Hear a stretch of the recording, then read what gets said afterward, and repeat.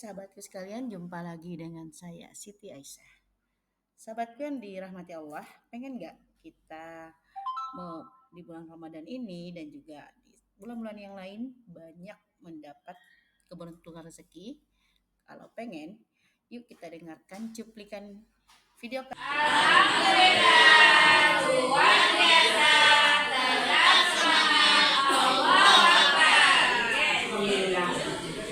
Kita masih diberikan nikmat iman ya, nikmat kesehatan oleh Allah Subhanahu Wa Taala di hari yang penuh mubarak ini ya. Allah masih sudah beri kita kesempatan. Kemarin kita selesai jam 4, tetapi Ustazah masih mengerjakan tugas dari. Jadi saya nggak tahu ada yang pulang jam 6, ada yang mungkin sampai malam mengerjakan tugas dengan timnya. Masya Allah, nikmat ini tidak diberikan oleh Allah ya untuk semua makhluknya, tetapi Allah memberikan kepada kita untuk kolaborasi dengan menuntut ilmu. Kita lihat dirahmati Allah. Sedikit mungkin kita bahas terkait dengan bagaimana kita menata rombadi untuk menarik keberuntungan dan rezeki atau attract. Ustadz Zulfikar, jauh sekali beliau saya menanya bahasa Inggris. Attract itu apa Ustadz? Menarik ya? Ya, menarik ya. Actionnya ya. Kalau muncul ya Ustaz. Ya, jadi siapa yang pengen mempunyai keberuntungan rezeki? Rezeki banyak ya, kalau rezeki itu luas untuk kita mungkin bisa dapati dari apa yang kita dapati dari Allah Subhanahu Wa Taala. Oke, satu saja ternyata untuk menarik kebaikan atau rezeki yang paling unggul yang kita harus kuatkan pada diri kita adalah positif feeling ya. Bagaimana kita bisa mengeluarkan pikiran-pikiran positif yang ada pada diri kita sehingga apa Ustazah dia bisa mengundang rezeki, ternyata mengundang rezeki, membuka peluang, menarik keberuntungan, bahkan bisa memudahkan urusan kita. Masya Allah ya, kalau kita sudah berpikir positif, maka banyak kebaikan-kebaikan yang Allah berikan kepada kita. Kalau doanya Nabi Musa, Robbis Ahli, itu kita dimudahkan, kita mudahkan dulu urusan apa? Yang mana awal, lapangkan dada dulu atau mudahkan urusan atau mudahkan urusan dulu baru lapangkan dada? Ya, lapangkan dada. Saat kita mendapatkan ujian dari Allah, maka pada saat kita mendapatkan ujian dengan positif feeling, banyak mendekatkan diri kepada Allah, maka Allah akan memudahkan urusan kita ya. Karena kita manusia ini nanti mungkin sudah di alam kubur baru kita tidak mendapatkan ujian dari Allah. Jadi ujian ini akan datang silih berganti dan kita harus bersiap-siap dengan cara salah satunya adalah positif feeling. Ustaz-ustaz yang dirahmati Allah. Ya, ini ada 3 level untuk kita meraih perubahan. Jadi level pertama adalah identity. Ya, yang kedua adalah apa? Proses dan apa? Ustaz? Iya, biar saya kemarin salah share. Iya, jadi jika kita fokus, satu saja yang dirangkum. Jika kita fokus dengan kita mengubah result, maka yang kita dapati tidak maksimal. Bayangkan Ustazah, kalau kita misalnya ya mau mengubah result kita berhayal apa menginginkan mobil, menginginkan punya rumah sendiri, punya jabatan tinggi, tetapi kita tidak punya proses. Hanya hasil yang kita inginkan, kita juga tidak bisa mengubah mindset kita, identitas kita, maka yang kita dapatkan hanya apa? Pola pikir kita model menghayal. Ya, hayalan belaka ya. Sama halnya kalau kita fokus hanya proses yang kita fokuskan, maka ini juga kurang maksimal dampaknya ya. Jadi kita tidak mengubah dulu mindset kita, maka prosesnya juga tidak berjalan dengan baik. Maka Ustazah, kemarin kita sudah bahas bahwa yang paling utama pada diri kita adalah kita mengubah identitas kita dulu, mindset kita, mengubah, memahamkan diri kita. Kalau orang yang mau masuk Islam, orang yang yang dia ubah itu apanya dulu? Yang terubah itu apanya dulu? Identitinya, perubahan mindsetnya, perubahan dirinya, memahami bahwa ternyata Islam itu agama yang benar. Setelah itu prosesnya apa? Prosesnya Belajar. dia belajar agama, belajar sholat, belajar ngaji, maka menghasilkan apa? Orang-orang yang bertakwa. Kalau kita lihat bagaimana Umar bin Khattab ya, pada saat dia masuk Islam dulu kan dia itu kalau mengatakan bahwa siapa yang saya pergi mencari Muhammad sampai pedangnya itu dipegang terus dicari Muhammad, tapi pada saat dia mendengarkan saudaranya belajar ya Quran, dia terubah dirinya, pemahamannya, sehingga pada saat dia menjalani proses memahami Islam, yang jadinya dia menjadi orang-orang yang bertakwa di jalan Allah, dan dia adalah orang yang paling pertama sampai apa nama ininya Umar, julukannya pada saat perang. Iya, Insya Allah ya. Nah kita pengen hasil kita seperti itu juga.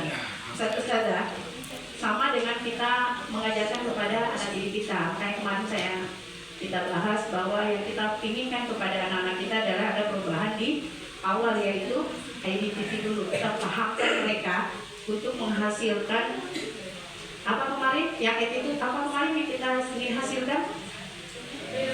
Change, ya. Iya, jadi kita pengen seperti itu ya, kita ingin hasilkan. Namun kita mulai dari bagaimana kita memahamkan dulu sampai kita ada proses pembelajaran yang kita ingin lakukan, dan siswa itu ada proses juga untuk perubahan, maka akan menjadikan anak kita hasilnya yang lebih maksimal. Masalah di sekitar dirinya. Rezeki itu kan bukan berupa uang saja ya, tetapi banyak yang kita bisa dapatkan. Iya. Satu saja saya akan cerita tentang kisah pembuat pedang terbaik. Jadi ini adalah seorang pendekar pada zamannya, bukan zaman sekarang ya. Jadi beliau itu pendekar yang bisa mengalahkan musuh-musuh ya. Pada usianya yang sudah ya pensiun, dia berhenti jadi pendekar. Jadi dia mencari tempat terpencil, tinggal di suatu tempat terpencil, dan dia fokus menjadi pembuat pedang. Itu. Nah, pada suatu saat karena tidak ada lagi pendekar yang jago pada saat itu, musuh-musuhnya pada kerajaan itu datang ya menyerang, dan ternyata musuhnya ini lebih dahsyat sehingga banyak kekalahan yang terjadi pada kerajaan itu. Dan ada satu pendekar, dia berpikir bahwa dia bisa mengalahkan musuh ini kalau dia mendapatkan pedang terbaik dari seseorang. Maka setelah itu mereka musyawarah, gimana ini kira-kira kita mendapatkan senjata yang terbaik.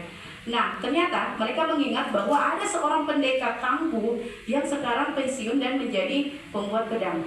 Maka pendekar itu jalan ya. Jadi mereka, kalau dulu kan belum ada mobil, belum ada kendaraan, jadi dia jalan sampai berhari-hari menuruni bukit, laut, menyeberang untuk mendapatkan mencapai kediaman pendekar itu.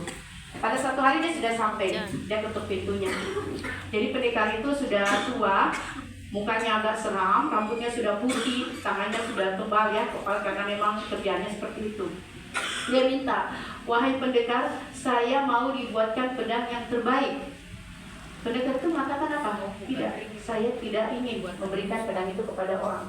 Pulanglah kamu, usir dia, pulanglah. Tapi pendekar itu tidak pulang. Dia terus meminta, berdiri depan pintunya, memohon sampai mau dikabulkan. Sampai hujannya panas, dia tidak bergeming dari depan pintunya. 3 hari berturut-turut dia tetap di situ ya, sampai membuat pendekar itu iba. Jadi dia katakan, baiklah, saya akan membuatkan pedang itu untuk kamu.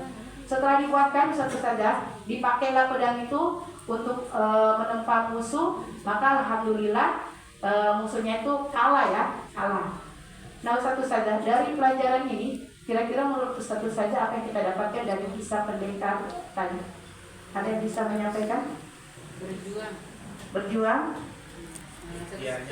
Ikhtiarnya kuat. Pendekar yang pembuat pedang ya, pendekar yang pembuat pedang. Giginya dia menciptakan yang paling terbaik. Iya, menciptakan yang paling terbaik. Terus Tanggul, gigi, iya. Jadi Ustazah, dari kisah tadi bahwa fokus aja si pendekar itu, yang pembuat pedang itu membuat pedang terbaik. Apakah dia membuat iklan? Sekalian saya membuat pedang yang terbaik. Tidak. Apakah dia datang memberikan pedangnya kepada orang-orang? Tidak. Tetapi dia fokus bagaimana dia bisa menghasilkan yang terbaik untuk sesuatu hasil yang maksimal. Maka akan datang tuh rezekinya. Orang datang mencari dia. Dia tidak usah capek-capek ke sana kemari, dia tidak usah berbicara, tapi datang orang mencari sampai memohon-mohon kepada dia untuk dibuatkan pedang terbaik. Untuk itu Ustazah, hendaknya kita muhasabah diri kita.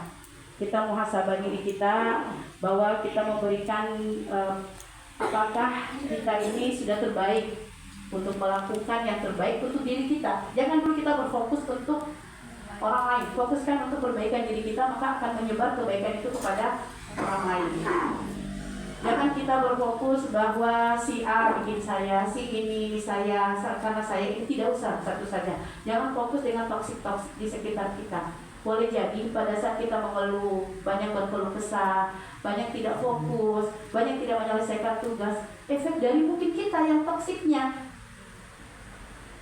Kita muhasabah diri, saya sebenarnya ini buat salah apa ya, sampai saya tidak bisa berbuat sesuatu yang maksimal untuk umat, untuk diri saya.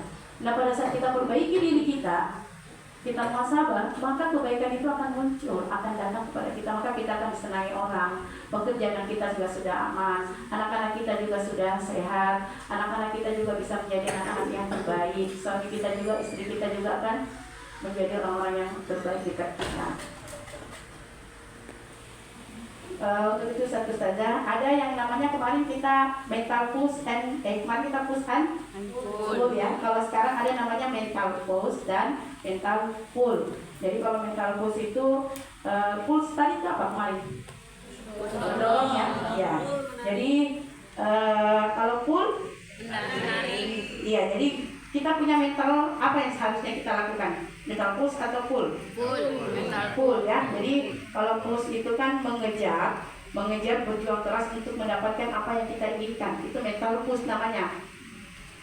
Kita berjuang mengejar apa yang kita inginkan. Kalau mental pull adalah bagaimana kita mendatangkan hal besar untuk diri kita. Jadi yang kita harus miliki adalah mental pull. Sehingga apa satu saja, sehingga kita bisa fokus dengan diri kita. Makanya kemarin yang mungkin dapatkan materi menatap ruang kendali, maka yang kita kendalikan, yang bisa kita kendalikan itu apa? Diri kita atau sesuatu yang sudah menjadi takdirnya Allah. Apa yang kita bisa kendalikan satu saja?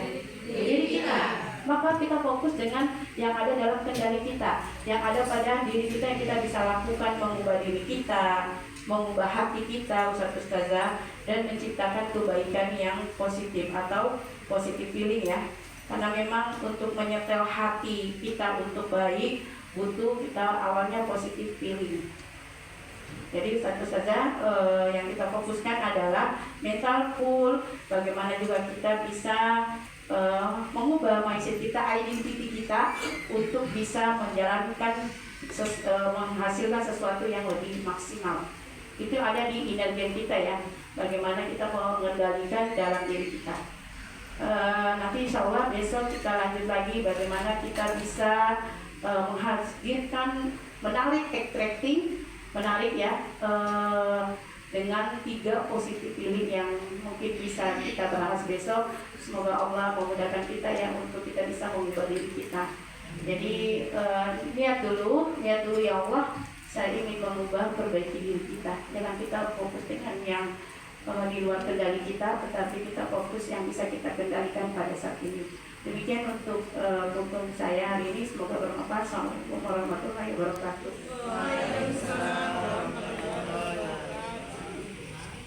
Alhamdulillah Ustazah, bagaimana kabarnya pagi hari ini? Apakah masih sehat dan semangat? Alhamdulillah sehat, semangat, bahagia. Ya, ini yang selalu kita ucapkan sambil tersenyum ya, supaya aura kebaikan dan kebahagiaan itu selalu ada pada kita. Amin. Satu saja kita lanjut materi kemarin ya. Jadi kemarin kan tek ya. Jadi bagaimana kita menarik kebaikan yang akan datang sendiri itu rezekinya. Satu saja ini ada tiga rukun hati atau 3 energi ya, yang akan menarik kebaikan dan juga rezeki dengan bagaimana kita berpikir positif. Yang pertama,